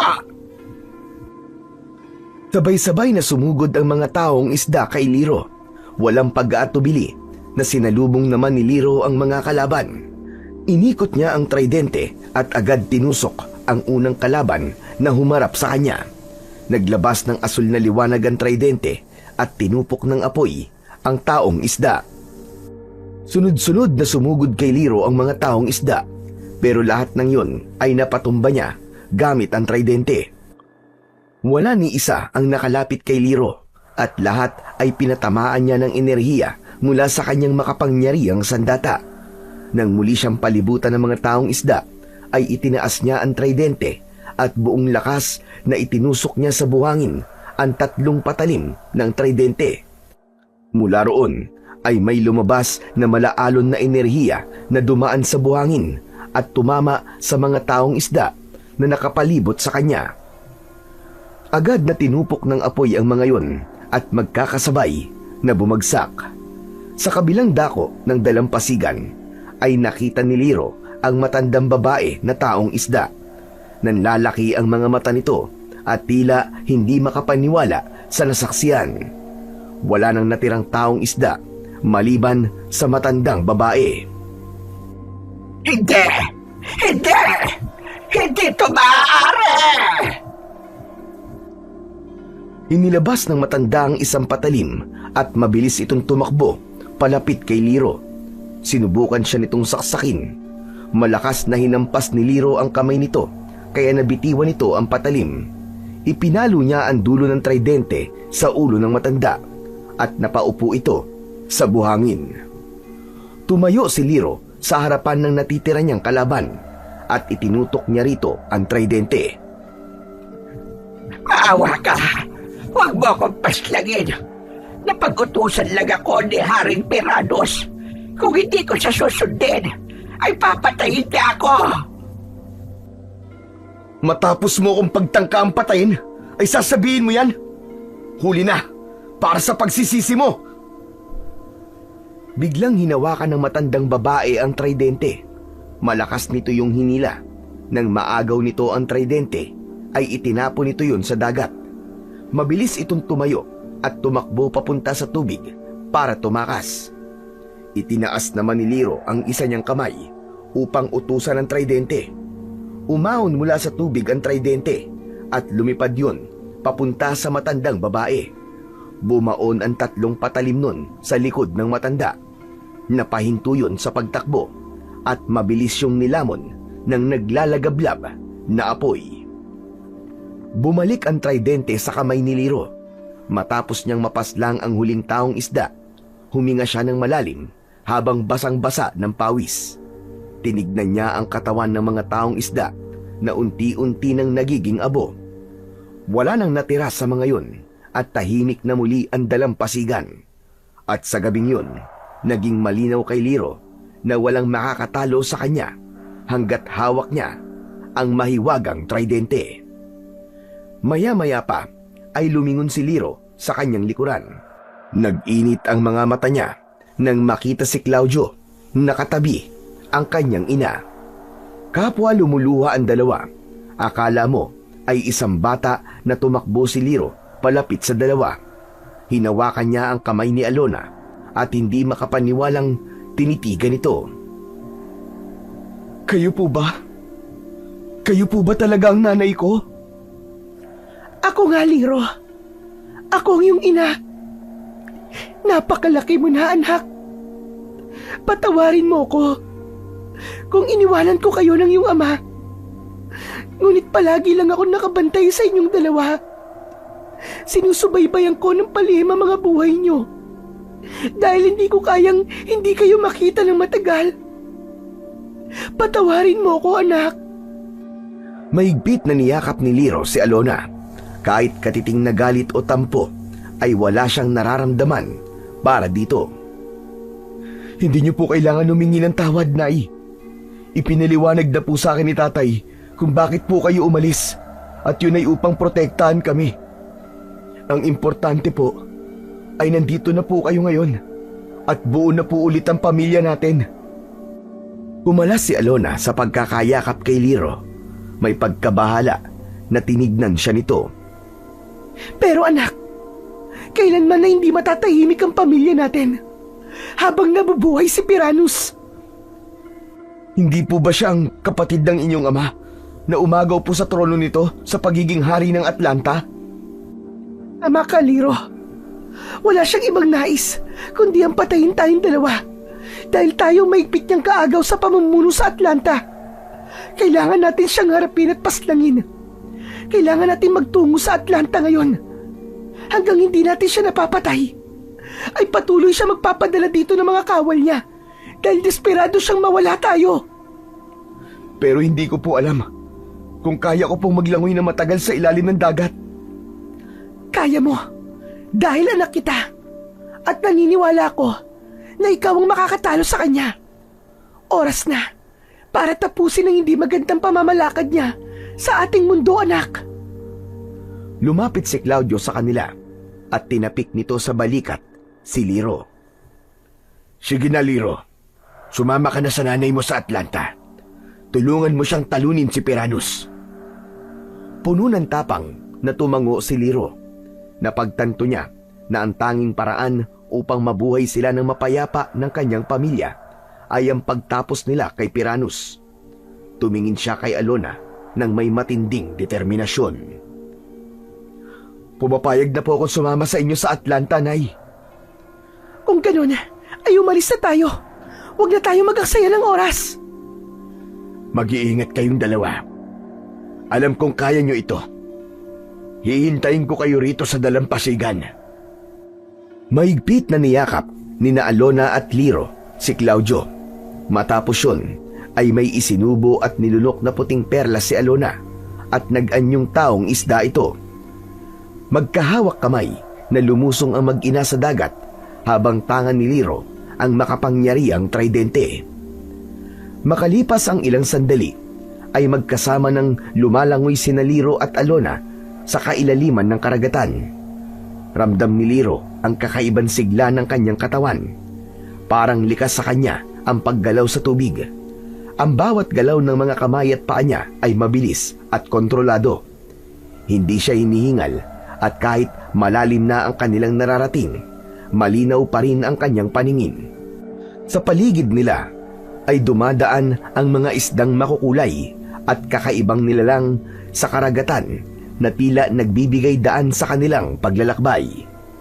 Sa paglapit nila sa Atlanta, unti-unting lumitaw sa paningin ni Liro ang malalaking istruktura sa ilalim ng dagat gaya ng palasyong gawa sa korales, kabibe at malalaking bato. Andito na tayo sa Atlanta, anak. Humanda ka. Opo, Nay. Mabilis silang lumangoy papasok sa palasyo at nagtungo sila sa malawak na bulwagan kung saan nakita nila ang isang taong isda na nakaupo sa trono. May hawak itong malaki at matalim na espada. Agad na napatayo ang taong isda na yon pagkakita kina Liro at Alona. Alona! Hindi ko inaasahan ang iyong pagbabalik. Yan ba ang iyong anak na isang tagalupa? Oo, siya nga. At siya rin natatapos sa'yo. At para sa iyong kaalaman, inubos na niya ang mga kawal na ipinadala mo. Maging si Aliyah ay patay na dahil sa kanya. At nandito kami para wakasan na ang kasamaan mo, Piranus! Tumalim ang mga mata ni Piranus matapos siyang marinig. Lumangoy ito pababa mula sa trono, dala ang isang napakalaking espada. Mahigpit na hinawakan ni Liro ang tridente, habang si Alona ay hawak ang isang patalim. Biglang sumugod si Piranus sa kanila at inihampas nito ang espada kay Liro. Agad naman na sinalag ni Liro ang espada, ngunit malakas siyang itinulak ni Piranus kaya tumilapon siya at tumama ang likod niya sa malaking bato. Sumugod si Alona para harapin si Piranus. Ginamit nito ang patalim upang paulit-ulit na atakihin si Piranus, ngunit hindi ito nagtagumpay na masugatan si Piranus. Malakas na sinuntok ni Piranus si Alona sa muka. Bumagsak si Alona at dumugo ang gilid ng bibig nito. Muling bumaling si Piranus kay Liro na nakahandusay pa rin. Naglakad si Piranus palapit habang kinakaladkad ang espada sa buhangin. Tumayo si Liro at inihanda niya ang kanyang sarili sa kung anumang pag-atake ang gagawin ng kanilang kalaban. Hindi ka magtatagumpay, Piranus! Kayo ang hindi magtatagumpay. Ako mismo ang papatay sa iyo at isusunod ko ang iyong ina! Isang matinding sigaw ang pinakawalan ni Piranus at lumusob ulit ito. Sinubukan itong ihampas kay Liro ang espada, pero isinanggam muli ni Liro ang tridente. Nang magtama ang dalawang sandata, ay yumanig ang paligid. Ngunit tila masyadong makapangyarihan ng espada ni Piranus at unti-unting nabasag ang liwanag sa dulo ng tridente ni Liro. Tumalon pa atras si Liro dahil natakot siya na baka tuluyang masira ng espada ni Piranus ang tridente. Sa mga unang minuto ng laban, malinaw ang kalamangan ni Piranus. Ganun pa man, hindi pa rin nawawalan ng pag-asa si Liro. Mula sa likuran ni Piranus ay umatake si Alona. Bago pa magawang masaksak ni Alona si Piranus, ay biglang humarap si Piranus at sinaksak nito ang espada sa tiyan ni Alona. Nanay! Napahawak si Alona sa hawakan ng espada ni Piranus.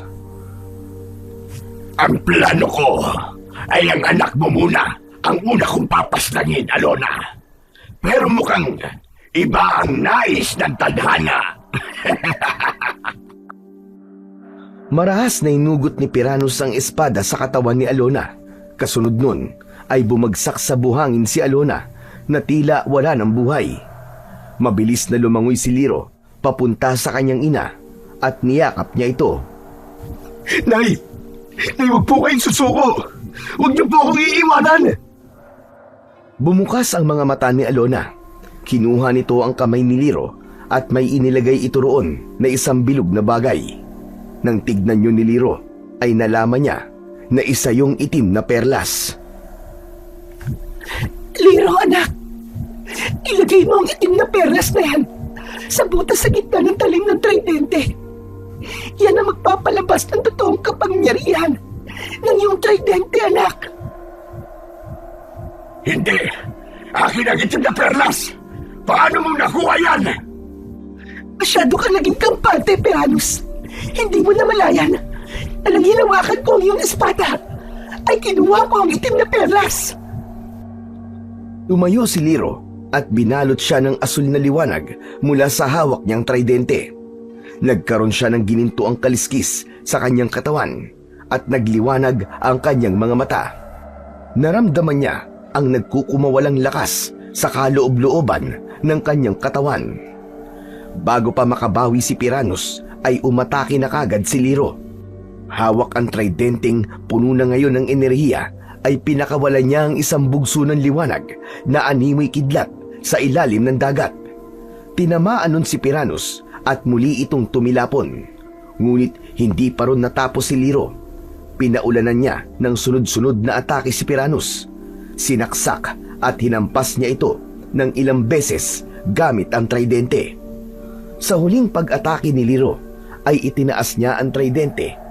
Humigop yun ng enerhiya mula sa pinakapuso ng karagatan. Isang napakalaking asul na liwanag ang bumalot sa tridente at sa kayon pinakawalan ni Liro papunta kay Piranus. Mabilis na nilamon ng asul na liwanag si Piranus hanggang sa sumabog ito at naging tila alikabok sa ilalim ng karagatan. Nilukob ng kasiyahan si Liro nang magtagumpay siya sa laban kay Piranus. Binalikan niya ang kanyang ina at gamit ang kapangyarihan ng tridente ay pinagaling niya ang sugat nito. Mahigpit silang nagyakap at matapos yun ay agad silang lumangoy pabalik sa kinaroroonan ni Mang Claudio. Nang makarating sa dalampasigan sina Liro at Alona ay bumalik na si Liro sa pagiging tao habang si Alona ay iniluwa ang puting perlas upang mawala ang pagiging taong isda nito. Nakita nila si Claudio na nakatayo pa rin sa dalampasigan at matyagang naghihintay sa kanila.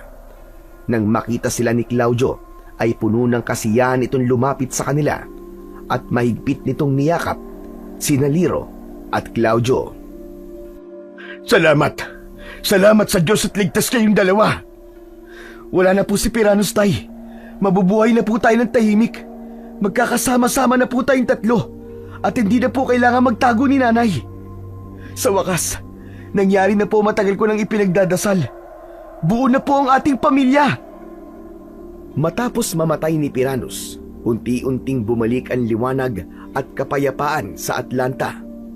Inalok ni Alona si Liro na maging bagong hari ng Atlanta. Tinanggap ito ni Liro hindi para sa kapangyarihan, kundi upang itama ang mga maling ginawa ni Piranus doon.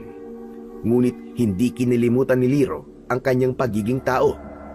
Bilang isang nilalang na isinilang sa mundo ng mga tao, ay nananatili pa rin ang koneksyon niya sa lupa.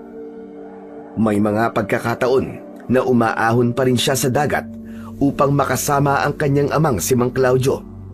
Sa kanyang puso, siya pa rin si Liro na isang anak ng dagat, ngunit may damdamin at puso ng isang tao. So yon mga idol, sana po ay nagustuhan nyo ang ating kwento sa araw na ito. Ngayon naman po, ay dumako na po tayo sa inyong pinaka-nire-request at pinaka-hinihintay na shoutout portion. Pasensya na po pala mga idol sa mga hindi po masa-shoutout ngayon, pero pipilitin ko po sa susunod na kwento ay maibibigay ko na po ang inyong request. Okay, ano pa pong hinihintay natin? Eto na po. Shoutout po, Virginia Suson, maraming salamat po sa inyong pakikinig. Shoutout po, Gabriel Armisa. Shoutout po, Jessica de la Cruz from Oman. Shoutout po, Lian Kalubay from Polomolok. Shoutout po, Akira Joem. Dennis Balyenas. Shoutout po, Rinjon Bohol from Pampanga. Shoutout po, Aino Hisen. Shoutout po, JCL De Viña. Maraming salamat po sa inyong pakikinig. Shoutout po, Eugene Reyes from Macabebe, Pampanga. Hello po sa inyo dyan. Shoutout po, Christina Historia from Marikina. Shoutout po, Natalie Nicole from Cebu. Shoutout po, Sunshine from Australia. Shoutout po, Edgardo Fontanilla. Shoutout po, Agnes Fontanilla from San Pablo, Laguna. Shoutout po, Pisyang Molina from Quezon City. Shoutout po, Jonalyn Marquez. Shoutout po, Myla Paterio from Hong Kong. Shoutout po, Celso Benitez from Butuan City. At shoutout po, Alfredo de Belen. Muli po, maraming salamat po sa inyong walang sawang suporta at pakikinig ng mga kwentong aswang at katatakutan sa aking munting channel na The Voice Addict at Apong Isaac. Hanggang sa susunod pa pong kwento na magpapatindig ng inyong mga balahibo mula sa mundo ng kababalaghan.